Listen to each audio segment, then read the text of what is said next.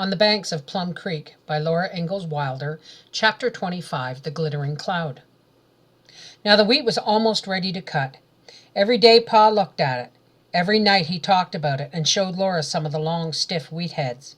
The plump grains were getting harder in their little husks. Pa said the weather was perfect for ripening wheat. "If this keeps up," he said, "we'll start harvesting next week." The weather was very hot. The thin, high sky was too hot to look at.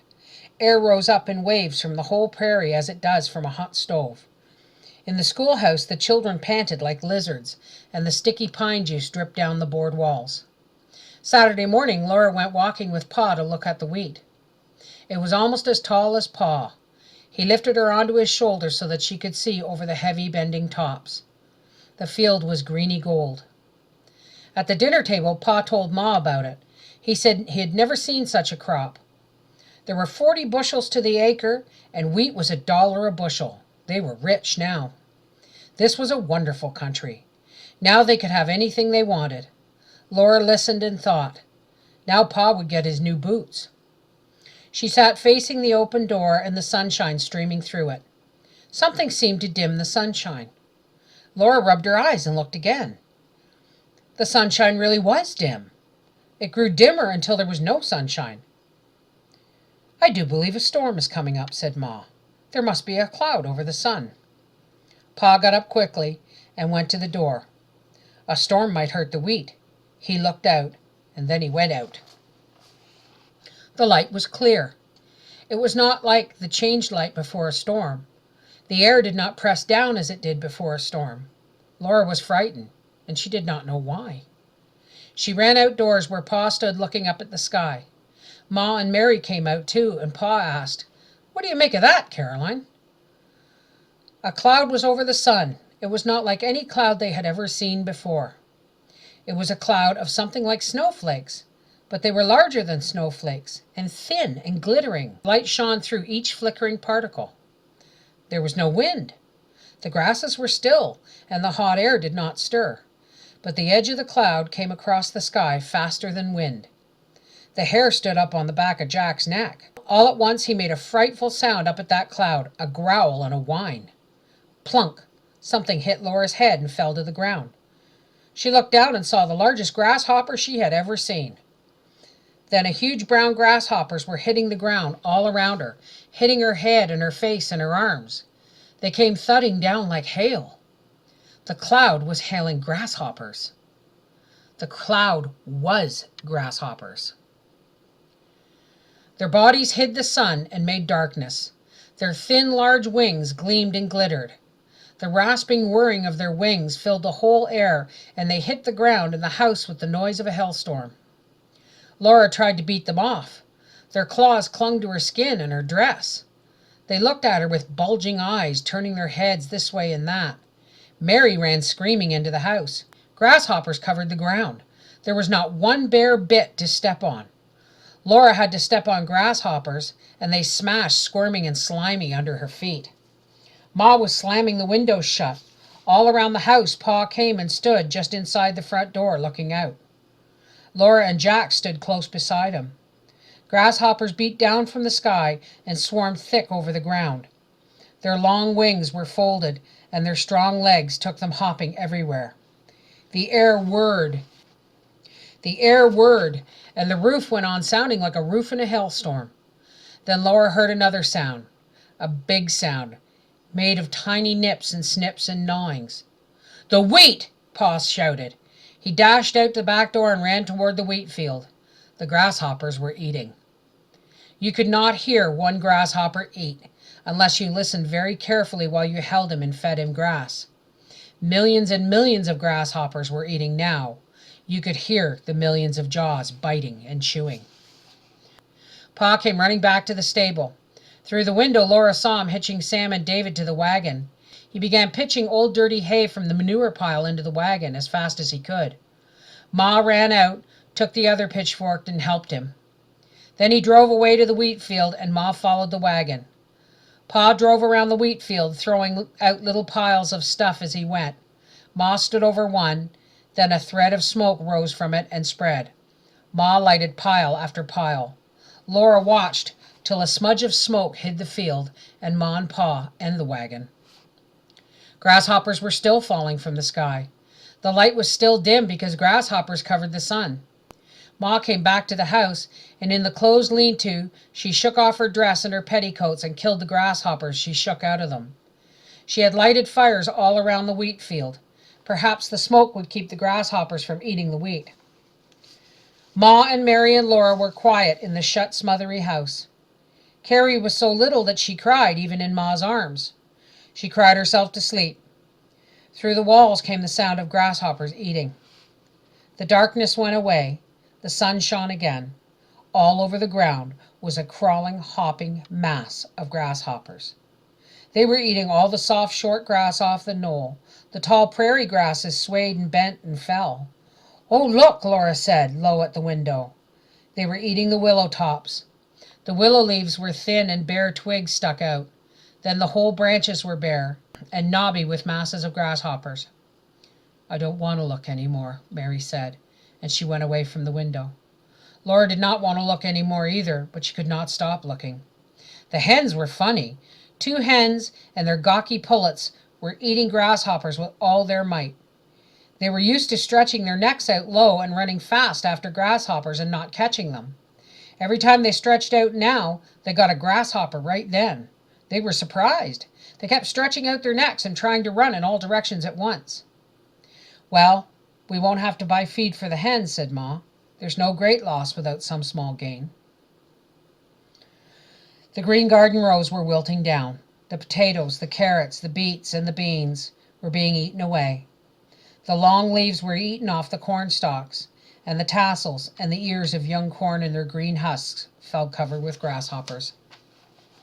There was nothing anybody could do about it. Smoke still hid the wheat field. Sometimes Laura saw Pa moving dimly in it. He stirred up the smoldering fires, and thick smoke hid him again. When it was time to go for Spot, Laura put on her stockings and shoes and shawl. Spot was standing in the old ford of Plum Creek, shaking her skin and twitching her tail. The herd went mournfully lowing beyond the old dugout. Laura was sure that the cattle could not eat grass so full of grasshoppers. If the grasshoppers ate all the grass, the cattle would starve. Grasshoppers were thick under her petticoats and on her dress and shawl. She kept striking them off her face and hands. Her shoes and Spot's feet crunched grasshoppers. Ma came out with a shawl to do the milking. Laura helped her. They could not keep grasshoppers out of the milk. Ma had brought a cloth to cover the pail, but they could not keep it covered while they milked into it. Ma skimmed out the grasshoppers with a tin cup. Grasshoppers went into the house with them. Their clothes were full of grasshoppers. Some jumped onto the hot stove where Mary was starting supper. Ma covered the food until they had chased and smashed every grasshopper. She swept them up and shoveled them into the stove. Pa came into the house long enough to eat supper while Sam and Dave were eating theirs. Ma did not ask him what was happening to the wheat. She only smiled and said, "Don't worry, Charles. We've always got along." Pa's throat rasped, and Ma said, "Have another cup of tea, Charles. It will help get the smoke out of your throat." When Pa had drunk the tea, he went back to the wheat field with another load of old hay and manure. In bed, Laura and Mary could still hear the whirring and snipping and chewing. Laura felt claws crawling on her. There were no grasshoppers in the bed, but she could not brush the feeling off her arms and cheeks. In the dark, she saw grasshoppers' bulging eyes and felt their claws crawling until she went to sleep. Pa was not downstairs next morning. All night he had been working to keep smoke over the wheat, and he did not come to breakfast. He was still working. The whole prairie was changed. The grasses did not wave. They had fallen in ridges. The sun made all the prairie rough with shadows where the tall grasses had sunk against each other. The willow trees were bare. In the plum thickets, only a few plum pits hung to the leafless branches. The nipping, clicking, gnawing sound of grasshoppers eating was still going on. At noon, Pa came driving the wagon out of the smoke. He put Sam and David into the stable and slowly came into the house. His face was black with smoke and his eyeballs were red. He hung his hat on the nail behind the door and sat down at the table. "It's no use, Caroline. Smoke won't stop them. They keep dropping down through it and hopping in from all sides. The wheat is falling now. They're cutting it off like a scythe and eating it, straw and all. He put his elbows on the table and hid his face with his hands. Laura and Mary sat still. Only Carrie on her high stool rattled her spoon and reached her little hand toward the bread. She was too young to understand. "Never mind, Charles," Ma said. "We've been through hard times before." Laura looked down at Pa's patched boots under the table, and her throat swelled and ached. Pa could not have new boots now. Pa's hands came down from his face, and he picked up his knife and fork. His beard smiled, but his eyes would not twinkle. They were dull and dim. "Don't worry, Caroline. We did all we could. We'll pull through somehow." Then Laura remembered that the new house was not paid for. Pa had said he would pay for it when he harvested the wheat. It was a quiet meal, and when it was over, Pa lay down on the floor and went to sleep. Ma slipped a pillow under his head and laid her finger to her lips to tell Laura and Mary to be still. They took Carrie into the bedroom and kept her quiet with paper dolls. The only sound was the sound of grasshoppers eating. Day after day the grasshoppers kept eating. They ate all the wheat and the oats. They ate every green thing, all the garden and all the prairie grass. "Oh, Pa, what will the rabbits do?" Laura asked. "And the poor birds?" "Look around you, Laura," Pa said. Rabbits had all gone away. The little birds of the grass tops were gone. The birds that were left were eating grasshoppers, and prairie hens ran with outstretched necks, gobbling grasshoppers. When Sunday came, Pa and Laura and Mary walked to Sunday school. The sun shone so bright and hot that Ma said she would stay at home with Carrie, and Pa left Sam and David in the shady stable. There had been no rain for so long that Laura walked across Plum Creek on dry stones. The whole prairie was bare and brown. Millions of brown grasshoppers whirred low over it. Not a green thing was in sight anywhere. All the way, Laura and Mary brushed off grasshoppers. When they came to the church, brown grasshoppers were thick on their petticoats. They lifted their skirts and brushed them off before they went in. But as careful as they were, the grasshoppers had spit tobacco juice on their best Sunday dresses. Nothing would take out the horrid stains. They would have to wear their best dresses with the brown spots on them. Many people in town were going back east. Christy and Cassie had to go. Laura said goodbye to Christy, and Mary had said goodbye to Cassie, their best friends. They did not go to school anymore. They must save their shoes for winter, and they could not bear to walk barefoot on the grasshoppers. School would be ended soon anyway, and Ma said she would teach them through the winter so they would not get behind in their classes when school opened again next spring. Pa worked for Mr. Nelson and earned the use of Mr. Nelson's plow. He began to plow the bare wheat field to make it ready for next year's wheat crop.